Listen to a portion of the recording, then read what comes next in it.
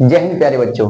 तो रोज की तरह फिर एक नई वीडियो लेके आए और सभी हमारे साथ तक बने रहिए। मैंने दावा किया है आपसे 2027 तक आपके साथ रहेंगे, एक साथ रहेंगे, मिल करके साथ रहेंगे। तो इसी के साथ आगे हमने आपको कराया था वियोजन अभिक्रिया। ठीक है, वियोजन अभिक्रिया कराई थी, उसके प्रकार कराए थे, आप लोगों को वियोजन अभिक्रिया कराई थी और उसके प्रकार कराए थे। आज हम वियोजन अभिक्रिया का प्रकार समझेंगे। सभी 4 प्रकार कराए थे हमने, जिसमें पहला प्रकार था हमारा ऊष्मीय अपघटन, फिर विद्युत अपघटन, तीसरा प्रकाशिक अपघटन और चौथा था हमारा ऊष्मा शोषी अभिक्रिया। ठीक है तो सभी हमारे साथ बने रहिए। सॉरी, तो आज क्लास हमारी रहेगी 6। ठीक है बेटा, क्लास आज हमारी रहेगी 6।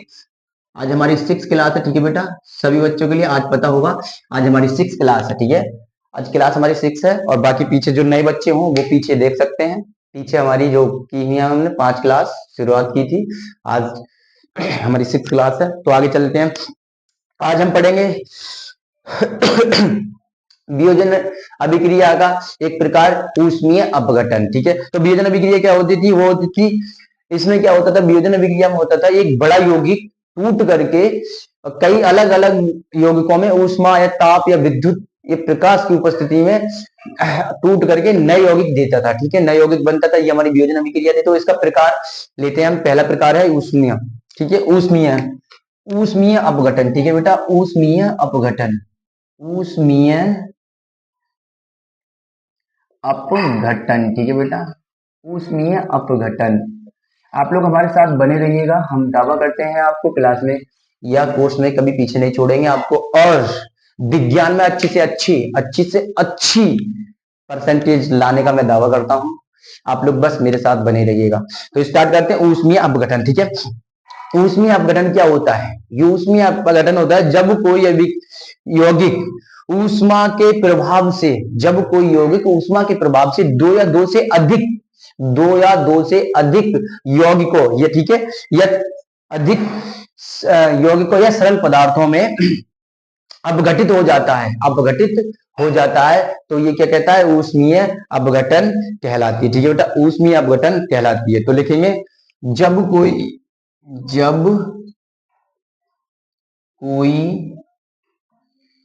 यौगिक, जब कोई यौगिक ऊष्मा, ठीक है, जब कोई यौगिक ऊष्मा के प्रभाव से, ऊष्मा ऊष्मा के प्रभाव से दो या दो से अधिक, दो या दो से अधिक सरल पदार्थों में, ठीक है बेटा, सरल पदार्थ लिख सकते हैं या हम यौगिक लिख सकते हैं। ठीक है बेटा, पदार्थ लिख सकते हैं या यौगिक लिख सकते हैं। सरल पदार्थों, सॉरी बेटा, पदार्थों, दो या दो से अधिक सरल पदार्थों में, ठीक है बेटा, सरल पदार्थों में अपघटित हो जाता है, अपघटित पदार्थों में अपघटित हो जाता है, तब क्या कहलाती है हमारी? ऊष्मीय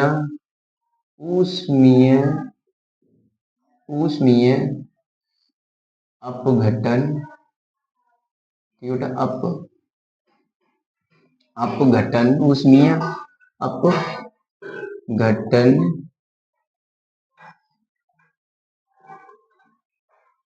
कहलाता है। ठीक है बेटा, समझ में आया आपको? ऊष्मीय अपघटन कहलाता है। समझ में आया आप लोगों के? ठीक है, एक बार समझते हैं फिर सब दोबारा से। जब कोई, हमने कहा जब कोई यौगिक ऊष्मा के प्रभाव से दो या दो से अधिक सरल पदार्थों में अपघटित हो जाता है, तब ऊष्मीय अपघटन कहलाता है। यानी ऊष्मा दे रहा है, ऊष्मा अपघटन। वियोजन का मतलब ही होता है अलग अलग होना। ठीक है, वियोजन का मतलब क्या होता है? अलग अलग होना। अब ऊष्मीय अपघटन, अपघटन का मतलब भी घटकों में टूटना। ठीक है, अपने आप अलग अलग घटकों में टूटना। तो ऊष्मा के साथ जब हम अब करेंगे पदार्थों को, हम जब यौगिकों को ऊष्मा के साथ प्रक्रिया करेंगे, अभिक्रिया करेंगे, तो क्या होगा?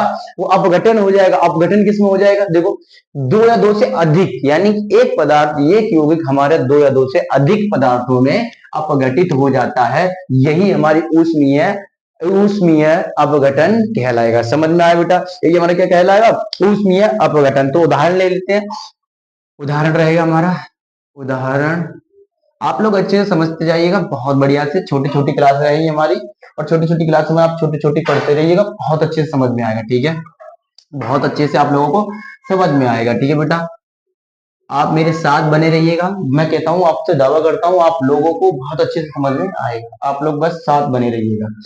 2KCl, ठीक है, प्लस प्लस तोड़ेगा हमारा 3O2 में। ठीक है, प्लस टूटेगा हमारा 3O2 में। तो क्या हो जाएगा? यहाँ ऊष्मा होगी, सही सी बात है, यौगिक के अनुसार ऊष्मा होगी, ऊष्मा की उपस्थिति में होगा। ठीक है बेटा, ऊष्मा यानी ऊष्मा की उपस्थिति में हो रहा है। ऊष्मा की उपस्थिति में अभिक्रिया हो रही है। एक यौगिक है हमारे पास पोटेशियम क्लोरेट। ठीक है बेटा, पोटेशियम क्लोरेट, ये यौगिक है हमारे पास पोटेशियम क्लोरेट, और ये विभाजित होता है पोटेशियम क्लोराइड प्लस ऑक्सीजन। ठीक है, समझ में आ रहा है आपको? ठीक है, तो पोटेशियम क्लोराइड, ये क्या है हमारा? पोटेशियम क्लोरेट, ये हमारा पोटेशियम। अच्छा, लिख देता हूं मैं, पोटेशियम पोटेशियम क्लोरेट। ठीक है बेटा, पोटेशियम क्लोरेट। ठीक है, और ये टूट करके क्या बनता है? यहां पर बनेगा हमारा potassium potassium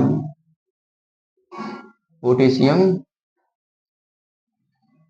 potassium chloride chloride बेटा, पोटेशियम क्लोराइड, ये टूटेगा हमारा, बनेगा पोटेशियम क्लोराइड। समझ में आ रहा है बेटा आपको?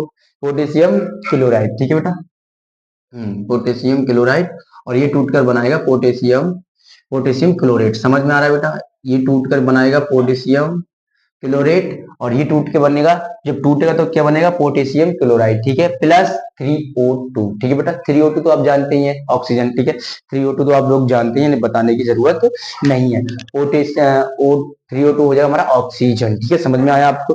तो ये हमारी कैसी अभिक्रिया हुई? तो यह एक अनुत्क्रमणीय, यह एक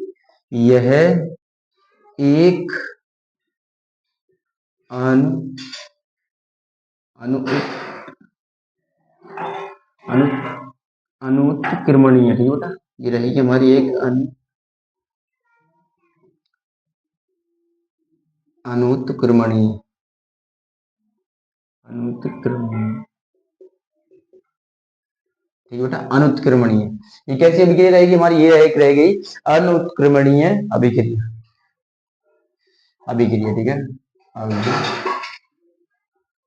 समझ में आया आप लोगों को? समझ में आया आप लोगों को?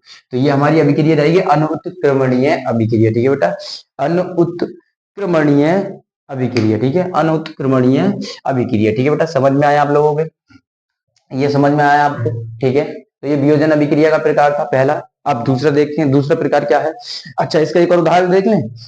चलो, नहीं, चलो कोई बात नहीं, एक और नहीं देखते हैं, आगे बढ़ जाते हैं। आगे हम देखते हैं, क्योंकि एक बहुत है आप लोगों के लिए, आप लोग चाहो तो एक कर लेना। ठीक है, आगे हम देखेंगे विद्युत अपघटनीय वियोजन। ठीक है बेटा, विद्युत अपघटनीय वियोजन कौन से देखेंगे? विद्युत अपघटनीय वियोजन। ठीक है, तो विद्युत अपघटनीय वियोजन क्या होता है, तो समझिएगा, लिखेंगे हम विद्युत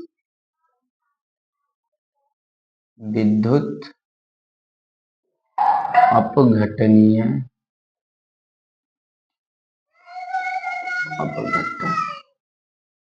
अपघटनीय ठीक है, विद्युत अपघटनीय वियोजन। ठीक है बेटा, ठीक है, वियोजन, ये वियोजन अभिक्रिया के बेटा प्रकार हैं। ठीक है, वियोजन अभिक्रिया के ये प्रकार हैं आपके। ये कौन सी अभिक्रिया के प्रकार है? वियोजन अभिक्रिया के। तो हम ये कह सकते हैं ये किस अभिक्रिया के? वियोजन अपक्रिया के उदाहरण है। तो विद्युत अपघटनीय वियोजन। ठीक है बेटा, विद्युत अपघटनीय वियोजन में क्या होता है, तो आप ध्यान से समझिएगा। जब विद्युत संयोजन यौगिक जब विद्युत संयोजक यौगिक को जल में घोला जाता है, तब वे धनायन एवं ऋणायन में वियोजित हो जाते हैं। यह अभिक्रिया विद्युत अपघटनीय वियोजन या आयनिक वियोजन कहलाती है। तो बेटा, सीधी सी बात है, अगर हम किसी बिजली या विद्युत बिजली किसी तार को पानी में डालेंगे तो अलग अलग से आपको देखोगे कि पानी में पूरे में करंट स्टार्ट हो जाता है। तो वो क्या होता है, एक अब से कहीं भी करंट अगर स्टार्ट होगा तो इसका मतलब उसमें पॉजिटिव और निगेटिव जरूर होगा, दोनों कहीं ना कहीं होंगे, जरूर होंगे, ये होना जरूरी है, तभी करंट स्टार्ट होगा। कहीं पर भी अंतर करंट नहीं होगा, वहां फॉल्ट हो जाएगा। ठीक है, क्या हो जाएगा, फॉल्ट हो जाएगा। तो जैसे कि हमने विद्युत अपघटनीय वियोजन देखा, जब विद्युत, ठीक है, संयोजक यौगिकों को जल में घोला जाता है, जब विद्युत, लिखेंगे इसमें बेटा हम, जब विद्युत विद्युत संयोजक संयोजक संयोजक ठीक है बेटा, संयोजक, जब विद्युत संयोजक यौगिकों को यौगिकों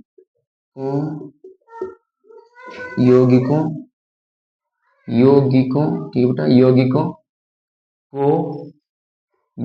को जब विद्युत संयोजक यौगिकों को, ठीक है, जल में घोला जाता है, किसमें, जल में घोला जाता है। ठीक है बेटा, जब विद्युत संयोजक यौगिकों को जल में घोला जाता है, तब ये क्या करते हैं, तब ये धनायन एवं ऋणायन में विभाजित, तब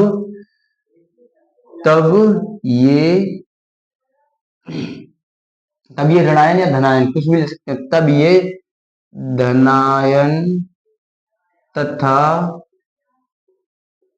ऋणायन, ठीक है बेटा, धनायन तथा ऋणायन में विभाजित, ठीक है बेटा, क्या हो जाते हैं, विभाजित, ठीक है, ठीक है, विभाजित हो जाते हैं,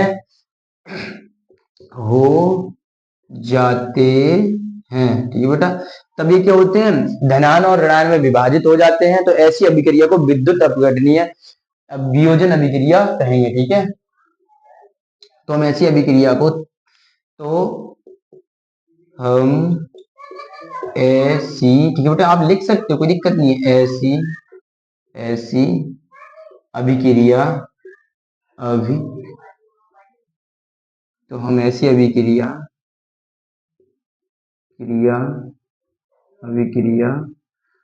को विद्युत, ठीक है बेटा, लिख सकते हैं आप, विद्युत अपघटनीय वियोजन, बेटा, विद्युत अपघटनीय वियोजन, ठीक है, या आयनिक, ठीक है, या आयनिक वियोजन। सीधी सी बात है, इसमें आयन है तो देखो, एक आयन कौन सा, एक ऋणायन है और धायन है, तो इसे आयन, एक तो विद्युत अपघटनीय भी कह सकते हैं और इसे कह सकते हैं हम आयनिक। ठीक है बेटा, आयनिक अभिक्रिया या वियोजन, आयनिक वियोजन या अभिक्रिया